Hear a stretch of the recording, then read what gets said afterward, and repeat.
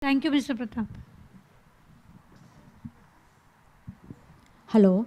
So finally, I'm here. Good afternoon, everyone. Again, I'm Siraporn Kaewsombat, or you can call me Anne. Very short. So my slide just hang there long. So it's just for you to remember me. I know that everyone come here because we have the same reason. We talk about education. When we talk about education, who we think about? We think about children, right? It's just a pretty shame that we don't see any children here in the room, even in the big room. We don't see any child in the room, right? But I saw some of them. You know, they're serving the coffee in the room, and probably some of them will be showing performance in some stage. It's just a little bit shame that we're talking about education for the children, but we not listen to their voice.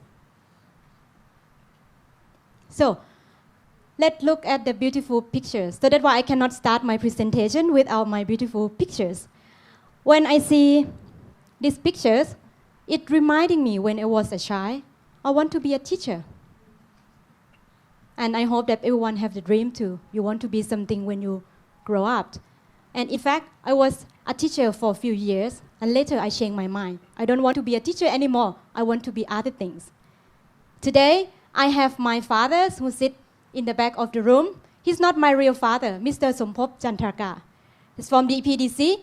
It's the organization in the north of Thailand where I stayed with him for many years until I graduated university. Without him, I might end up to be as out of school children because no education. So lucky that today he's supporting me. He's gonna speak on the third day about human trafficking and child trafficking. So I'm not going to talk about myself. I'm going to talk about the children who living in Thailand, but they are not Thai. We call migrant. Everyone might have different definitions to calling them. What I'm going to talk will be particularly migrant children who living with the family who from Myanmar in our neighboring countries. Thailand have host many labor working in Thailand from Myanmar, from Laos, Cambodia, from different surroundings where they are. Everywhere in Thailand, every business, everywhere. In Bangkok, a lot. When you go to shopping mall now, you will listen to people speaking in Burmese or in Karen. So that means that they're everywhere. They're not coming alone, or some of them they come and later they married, they have children. The children stay with them. 40% of studies say that the students stay with their families in Thailand. So today in the morning, many organizations, many people saying that lack of data. Do you believe? I think so. I could not find, it's hardly for me to find the same number of children exactly living in Thailand from Myanmar, from Laos, from Cambodia. Because no organization have officially listed or registration or having a number. All number just estimate. We estimate that 3 million workers living in Thailand, 10% of them are children, made up at 300,000 children. Can you imagine? This room will not be, will be too full to host them in the room. So here, there are some numbers from IOM from 2011 say that around 376,000 children from Myanmar living in Thailand, or around 11% of the families. Instantly that MOL have open registration, they call ลงทะเบียนผู้ติดตามเนาะ so they call like company with the parents. Only 40,000 only. Where they all missing? Where they are? The children need to go to school because they are children age, right? They need to go to school. Look the number. They attending public school, only 35%.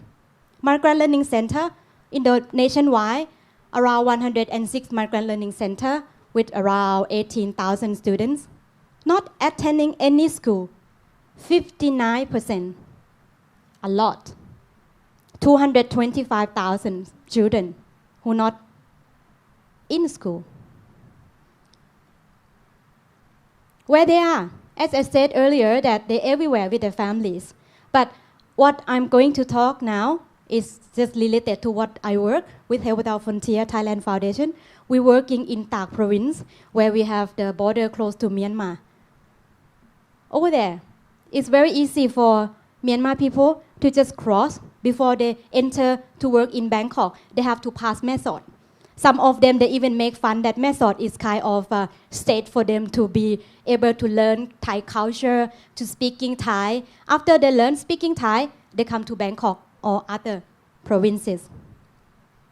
Just estimate again, because we have no exact number or data from any organization. One family have 2 children, 70% living in Thailand. So I just made only 70%, not 50%.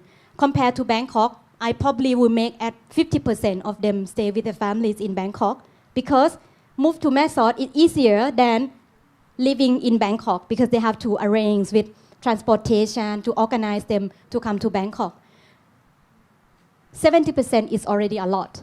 70,000 children living in 5 districts. I mentioned in Tak province, including with Tha Song Yang, Mae Ramat, Mae Sot, Prop Phra, and Phang, where we have the border with Myanmar. 580 kilometers with nation. You can cross the river, you can cross the mountains. There's no gate, there are no fence. So it's easy for them. So look at the number, 18% of them attending Thai public school or under OPEC. 19% enter Migrant Learning Center, which we have the biggest number compared to other provinces. We have host the biggest number of Migrant Learning Center in Tak province. Again, 63% or 44,000 not go to school. The number is missing. I don't know where to find this number. I don't know where to find them. Repeating again to see that how differences between number of students enter to each education institute. 35% in OPEC in Thailand or in Bangkok. 80% in Tak.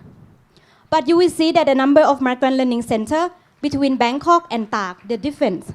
In Tak, there are a lot more. Why in Bangkok, they're smaller? Because they hardly for the family to afford the children to stay with them. Because maybe they work in the factory where the employer not allow them to have children stay with.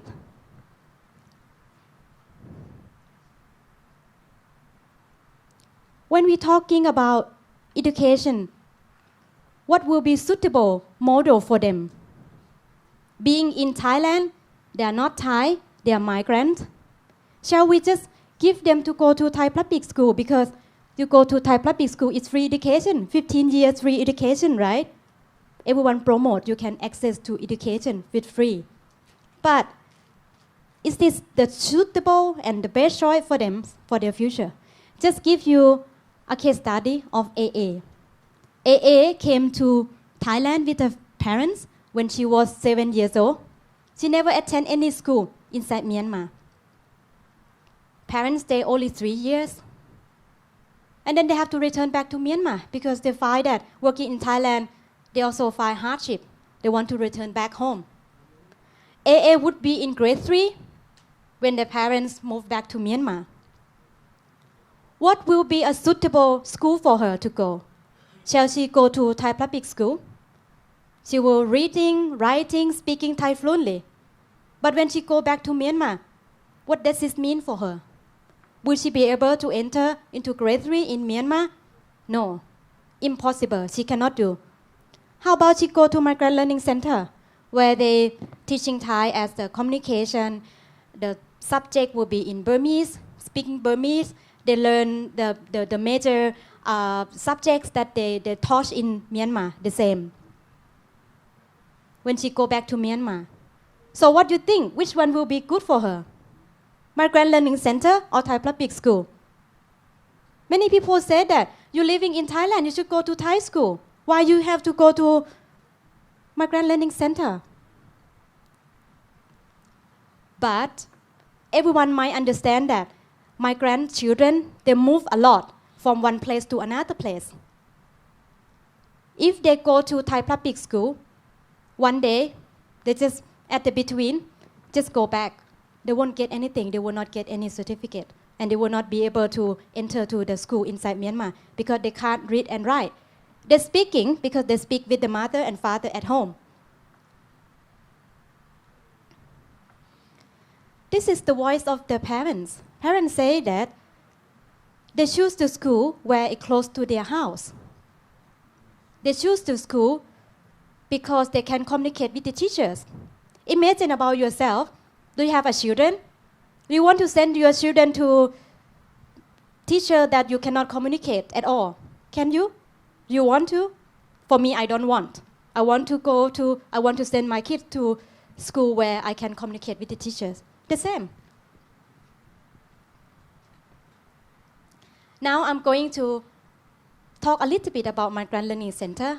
I hope that people in this room, you know very well. Some of you maybe even work with them. And I have many faces familiar for method, my friends. So please open the video for me, please. This is Karen. This is Karen school. It's only few Karen school. But actually, Karen school is the first school.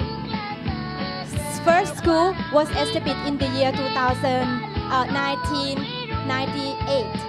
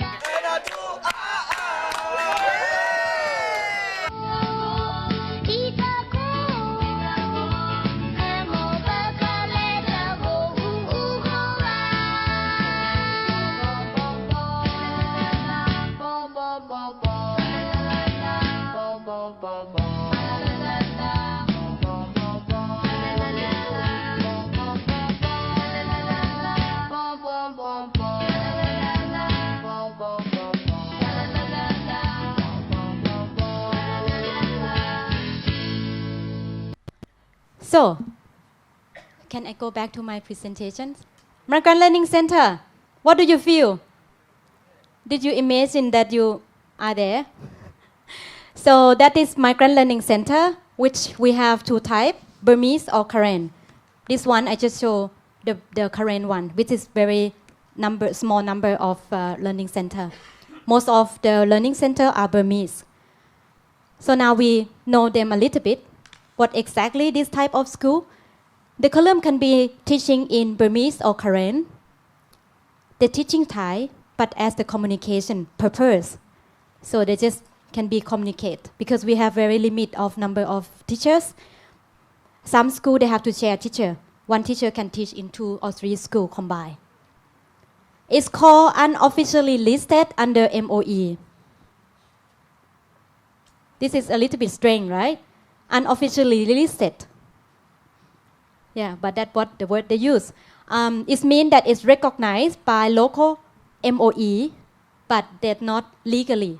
They're not legally. So they just control the number of how many exactly school, learning center, how many teacher, how many students. And when we get checked by the authorities like police or the soldier come, so they contact MOE. That is good for us, protecting us.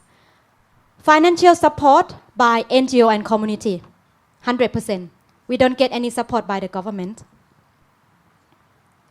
Non-accreditations, it means that certificate that issued by learning center not recognized by any of the governments.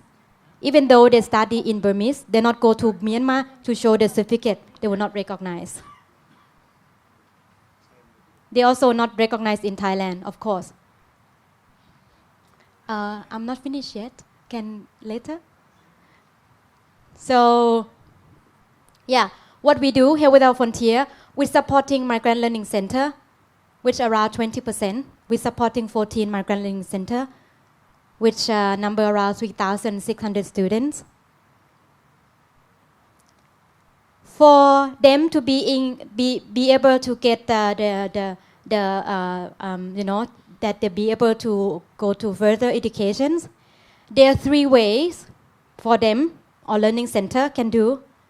They use non-formal education, Thai non-formal education, curriculum, Kaewsombat. So if they're attending that, they get certificate. So we just pilot. We have not finished the program yet. It's called Thai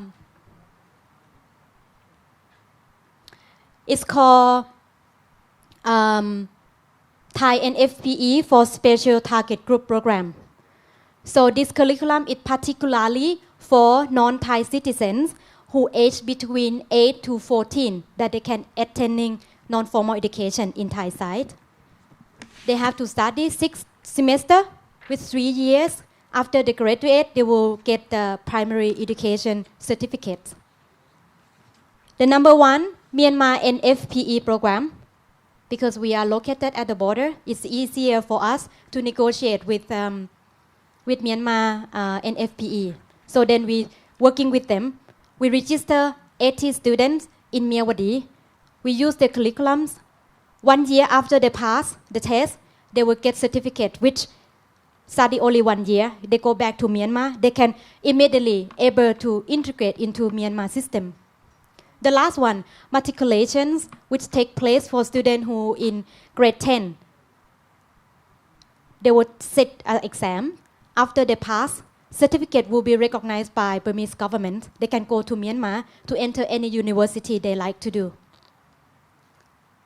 So number is very small. You see Myanmar NFPE, Thai NFPE, still a lot. So because I have short of time, so I will make a little bit speed. The program that I just want to share to you that when we offer many options to NFPE, NFE for those kids, we have lack of materials. We have no books. UNESCO, True, and Microsoft and ONI have providing a tablet that student can load the material, reading books, curriculums from that tablet. We started just last year as the first year pilot with 11 Migrant Learning Center and 3 ONI center. The tablets as a teacher assistant, so giving more reading books and helping the teachers, and with the set of TV, it's very good at the beginning, so the kids really like to watch the cartoon. What we learn is very good and useful equipment.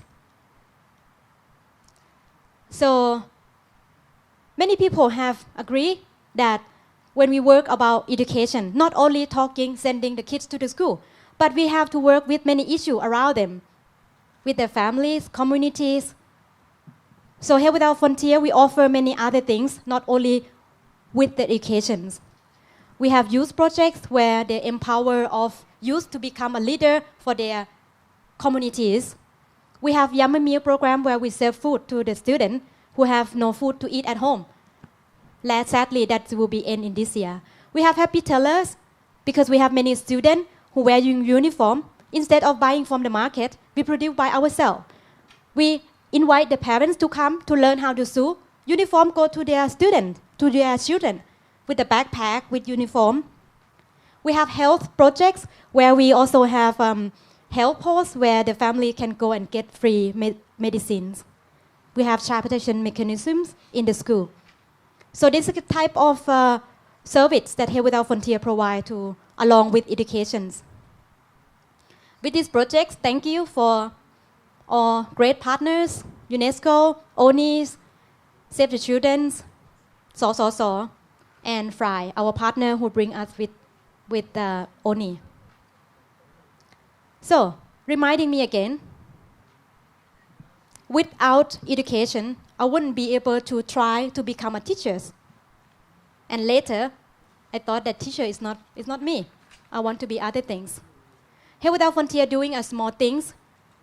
We're helping the kids to go to school only 3,600. Very small compared to the one who not attending any school. That's what my part. I'm doing my job. And I think that everyone in this room, we're doing together.